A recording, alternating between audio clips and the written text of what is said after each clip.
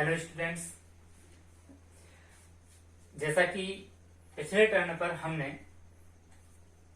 वैद्युत द्विध्रुव के कारण किसी बिंदु पर विभव के लिए अक्ष और निरक्ष स्थिति में सूत्र प्राप्त किए। आज हम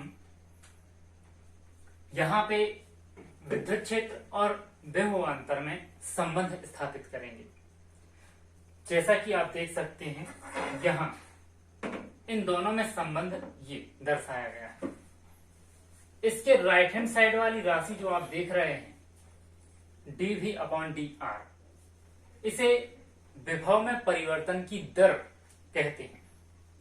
विभव में परिवर्तन की दर दूरी r के सापेक्ष डिफरेंशियल के सूत्र के अनुसार विभव में परिवर्तन की दर को एक नाम दिया गया है, विभव प्रवणता। तो ये संबंध आपको इस तरह भी पूछा जा सकता है कि वैद्युत क्षेत्र में विभव प्रवणता के लिए सूत्र प्राप्त कीजिए। अभी कैसे होता है, तो आइए समझते हैं। जैसा कि आप देख सकते हैं सामने कि प्लस क्यू आवेश है। प्लस क्यू आवेश के कारण कोई क्षेत्र बना हुआ है। उस क्षेत्र में हमने देखा कि क्षेत्र की जो दिशा है वह बाहर की ओर है, मतलब कि इसके अंदर लिए गए दो बिंदु A और B में B से एक ही ओर है। इस विद्युत क्षेत्र में जो A और B दो बिंदु जो लिए गए हैं वो बहुत ही अत्यंत अल्प दूरी पर हैं, बहुत ही कम दूरी पर। तो हम इतना कह सकते हैं कि विद्युत क्षेत्र की तीव्रता दोनों पर एक समान मानी जा सकती है, क्योंकि dr का मान अत्यंत अल्प है। कहने का अर्थ ये कि बिंदु A और B काफी करीब हैं, तो इस विद्युत क्षेत्र में A और B को हम बिल्कुल नजदीक मान सकते हैं। इसलिए वहां विद्युत क्षेत्र की तीव्रता एक समान हो सकती है। परंतु दूरी चाहे अल्प हो या अधिक हो, यहाँ पे आवेश को विद्युत क्षेत्र के अंदर एक बिंदु से दूसरे बिंदु तक अगर ले जाते हैं तो ये विभव कहलाता है। अर्थात बिंदु A पर विभव का मान कुछ और होगा तो बिंदु B पर विभव का मान कुछ और होगा। कारण यह है कि जब आवेश को बाहर से लाया गया होगा, परीक्षण आवेश को, जब परीक्षण आवेश को अनंत से लेकर बिंदु A तक लाए होंगे तो किया गया कार्य कुछ अलग है। लेकिन यदि अनंत से ही बिंदु B पर लेकर आते तो किया गया कार्य थोड़ा बढ़ गया, क्योंकि दूरी ज्यादा तय की है। यहां से यहां तक आने में इसकी अपेक्षा दूरी ज्यादा तय की है, इसलिए यहां पर विभवांतर अलग अलग होंगे। ये बात क्लियर हो। अब हम यहां पर नॉर्मल परिभाषा जो होती है कार्य की, क्योंकि अनंत से आवेश को विद्युत क्षेत्र के अंदर तक लाने में कार्य करना पड़ रहा है, इसलिए साधारण सूत्र की सहायता से जो संबंध बनेगा उसे हम पहले प्राप्त कर लें। इसके लिए माना गया कि कोई परीक्षण आवेश है जो विद्युत क्षेत्र के अंदर ही स्थित है, बिंदु A पर। इस हिसाब से जब उसको यहां से B बिंदु तक लाया जा रहा है, परीक्षण आवेश को, अर्थात dr विस्थापन किया जा रहा है, तो ऐसी स्थिति में हम जानते हैं कि किया गया कार्य जो है वह काफी अल्प, काफी छोटा होगा। इसलिए अल्प किया गया कार्य सूत्र के अनुसार बल गुणित विस्थापन। यहाँ पर संकेत लिए गए हैं जो उस हिसाब से मान रखें। dw अल्प किया गया कार्य है, Fe विद्युत बल है, इसलिए बल की जगह पर Fe, क्योंकि विद्युत क्षेत्र द्वारा उत्पन्न बल है। विस्थापन आपने लिया है dr। सबसे ज्यादा जरूरी यहाँ समझने वाली बात है तो ये ऋण चिन्ह, ये माइनस कैसे आया। आपने देखा कि क्षेत्र की तीव्रता की दिशा, अर्थात विद्युत क्षेत्र की दिशा बाहर की ओर है, B से A की ओर।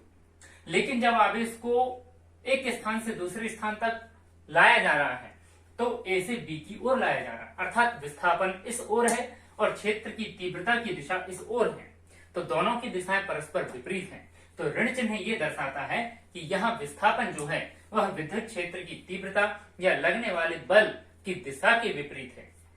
इसलिए यहाँ इस संबंध को हम थोड़ा देखें तो Fe का मान इस सूत्र के अनुसार E = F/Q0। क्षेत्र की तीव्रता की परिभाषा से F का मान यहाँ से निकाला गया है और वो मान यदि हम यहाँ रख देते हैं तो ये संबंध प्राप्त होता है।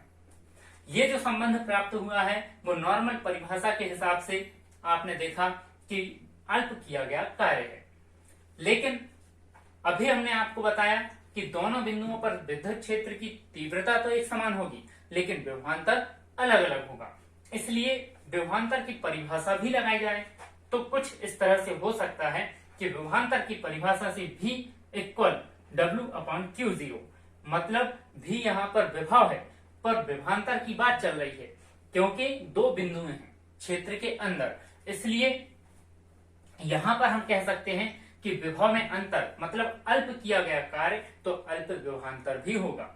सो हम यहां पर एडजस्ट करते हुए V की जगह पर dV लिख सकते हैं। ये आप देख सकते हैं इस संबंध के अनुसार प्राप्त हुआ dW equal Q0 dV, dW equal Q0 into dV। आगे समीकरण 1 और 2 की यदि तुलना कर दी जाए तो यहां हम कह सकते हैं कि dW इक्वल होने की वजह से यहां संबंधों को इस तरह से दर्शा सकते हैं। यहां थोड़ा एडजस्ट करें तो बाकी का क्रॉस मल्टीप्लाई करते हुए E को वहीं के वहीं रखते, आगे देखें तो ये आपको एक संबंध मिला। इस संबंध में लेफ्ट साइड की राशि है विद्युत क्षेत्र या विद्युत क्षेत्र की तीव्रता और राइट साइड की राशि है विभव में परिवर्तन की दर, मतलब दूरी r के सापेक्ष विभव में परिवर्तन जो आता है वह ऋणात्मक मान की ओर अग्रसर होता है। यह संबंध व्यक्त कर रहा है कि किसी विद्युत क्षेत्र में एक निश्चित बिंदु पर विभव में परिवर्तन की दर जो होती है वह ऋणात्मक मान के बराबर होती है। ये आपका यहाँ संबंध हुआ विभवांतर और विद्युत क्षेत्र की तीव्रता में, जिसमें राइट साइड की राशि dV/dr दूरी r के सापेक्ष विभव में परिवर्तन की दर, इसे कहते हैं विभव प्रवणता। इसलिए विभव प्रवणता के लिए सूत्र भी यही कहलाएगा। ये हुआ आपका संबंध। अब इसके बाद जो बात आती है समविभव पृष्ठ। क्या है समविभव पृष्ठ? समविभव पृष्ठ को समझने के लिए सबसे पहले हम एक बात करते हैं विभवांतर की या विभव की। जैसे कि किसी विद्युत क्षेत्र में यदि हम एक निश्चित दूरी पर आवेश रख दें, परीक्षण आवेश, एक निश्चित दूरी पर यदि परीक्षण आवेश रख दिया जाता है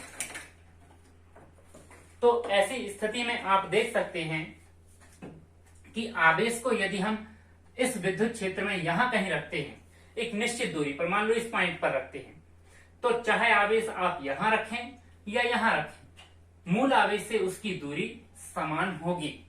मतलब ये कि इस काल्पनिक जो गोला हमने बनाया है, इस काल्पनिक गोले में इस के द्वारा उत्पन्न विद्युत क्षेत्र में एक निश्चित दूरी पर बनाया गया। उस काल्पनिक गोले के पृष्ठ पर आप कहीं भी किसी भी बिंदु को लें, वहां सभी जगह पर दूरी एक जैसी ही होगी, है ना। तो इस तरह हम ये कहें कि आवेश Q को O केंद्र पर रखते हुए R दूरी की त्रिज्या लेकर एक गोला बनाएं, तो बना हुआ काल्पनिक गोला जो मिला है वह एक समविभव पृष्ठ की तरह होगा, क्योंकि आपने मूल आवेश से परीक्षण आवेश को निश्चित दूरी r पर रखा है और वो दूरी जरूरी नहीं कि यहीं पर हो, वो यहां पर भी हो सकती है, यहां भी हो सकती है, क्योंकि आपने इस त्रिज्या के गोले की बात की है। तो इससे क्लियर है कि हम कहीं पर भी रखें बिंदु को, वहां हर एक जगह पर विभव V बराबर जो सूत्र होता है V इक्वल 1/4πε0 इंटू Q/r, जो दूरी r है वह निश्चित है। इसलिए ऐसा पृष्ठ जहां प्रत्येक बिंदु पर विभव एक समान हो समविभव पृष्ठ कहलाता है। यह है समविभव पृष्ठ की परिभाषा। यहां आप देख रहे हैं कि दो गोले और बनाए गए हैं, लेकिन केंद्र से उसकी त्रिज्या अर्थात दूरी कम है। यहां इसकी त्रिज्या सबसे छोटी, फिर उससे बड़ी, फिर और बड़ी त्रिज्या। इस तरह से आप ये देखें कि इस पॉइंट पर यदि हम परीक्षण आवेश रखते हैं, यहाँ रखते हैं या यहाँ रखते हैं, तो यहाँ प्रत्येक बिंदु पर आप चेक करें तो विभव जो होगा वह यहाँ पर रखे हुए बिंदु के विभव से अलग होगा। तो अब बात क्लियर कर हो गई कि यहाँ पर प्रत्येक बिंदु पर जो विभव का मान होगा, इसमें स्थित प्रत्येक बिंदु पर विभव के मान से भिन्न होगा, परंतु स्वयं अपने अपने पृष्ठों पर कहीं पर बाहर वाले गोले के पृष्ठ पर रखे हुए हर एक बिंदु पर विभव एक समान, अंदर वाले गोले के पृष्ठ पर रखे हुए प्रत्येक बिंदु पर विभव एक समान, लेकिन अंदर वाला विभव अलग और बाहर वाला विभव अलग होगा। तो कहने का अर्थ ये कि यदि हम सकेंद्रीय गोले काटने गोले लें या सकेंद्रीय एक ही केंद्र वाले अलग अलग त्रिज्या के काल्पनिक गोलों की कल्पना करें यदि, तो हर एक गोले पर हर एक पृष्ठ पर विभव अलग अलग होगा, लेकिन स्वयं अपने पृष्ठ पर स्थित प्रत्येक बिंदु पर विभव निश्चित होगा। इसके अलावा जो विद्युत क्षेत्र की तीव्रता की दिशा है वह कैसी होती है, पिछले अध्याय में आपने पढ़ा, बाहर की ओर इस तरह से, मतलब हर एक पृष्ठ के लंबवत विद्युत क्षेत्र की तीव्रता होती है या तीव्रता की दिशा बाहर की ओर होती है, पृष्ठ के लंबवत। तीसरी बात, हर एक जो समविभव पृष्ठ है वो कहीं पर भी एक दूसरे को प्रतिच्छेद नहीं कर रहा है, कहीं भी नहीं। इसलिए कह सकते हैं कि जो समविभव पृष्ठ हैं वह एक दूसरे को कभी नहीं काटते। और छोटी एक और बात है कि जहां विद्युत क्षेत्र की तीव्रता अधिक होती है वहां ये समविभव पृष्ठ काफी नजदीक होते हैं, लेकिन जहां क्षेत्र की तीव्रता कमजोर हो, प्रबल ना हो, तो वहां इन पृष्ठों की दूरियां, इन सतहों की दूरियां बढ़ जाती हैं, मतलब ये सतह अधिक दूरी पर हो सकती है। तो जो हमने अभी आपको समझाया है वो समविभव पृष्ठ की परिभाषा है और उसकी कुछ विशेषताएं, मतलब कुछ गुण हैं। ठीक है, इस तरह से आज के टॉपिक में आपने पढ़ा विद्युत क्षेत्र और विभवांतर में संबंध और इसके बाद समविभव पृष्ठ।